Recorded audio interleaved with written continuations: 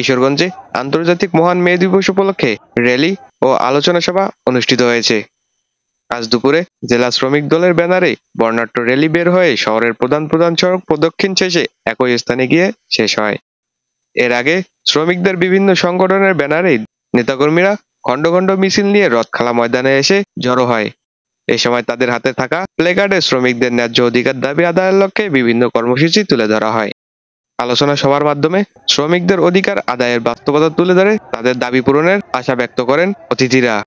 উক্ত আলোচনা সভা ও র্যালিতে জেলা বিএনপির সাধারণ সম্পাদক মাজারুল ইসলাম, সহ-সভাপতি অ্যাডভোকেট শফিকুল ইসলাম, যুগ্ম সাধারণ সম্পাদক খালেদ সাইফুল্লাহ সোহেল, সাংগঠনিক সম্পাদক হাজী ইসরাইল মিয়া ও জেলা যুবদলের সভাপতি খায়রুল ইসলাম, খসরুজ্জামান শরীফ, সাধারণ সম্পাদক আব্দুল্লাহ আল মাসুদ সুমন, স্বেচ্ছাসেবক দলের সভাপতি আবু নাসের সুমন, সাধারণ সম্পাদক শহীদুল্লাহ কায়সার শহীদ, জেলা শ্রমিক দলের সভাপতি সালাহউদ্দিন বাচ্চু, সাধারণ সম্পাদক দিদারুল হক, জেলা ছাত্র দলের সভাপতি মারুফ আহমেদ, সাধারণ সম্পাদক ফেরদৌস আহমেদ নেভিন প্রমুখ উপস্থিত ছিলেন।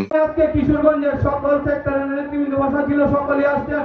করোনার কারণে অনেকে চলে গেছেন। ছাত্র দল, যুব দল, স্বেচ্ছাসেবক দল, মহিলা দল, তাঁতি দল, উলামা দল পুলিশ চালিয়ে শ্রমিকদেরকে হত্যা করে।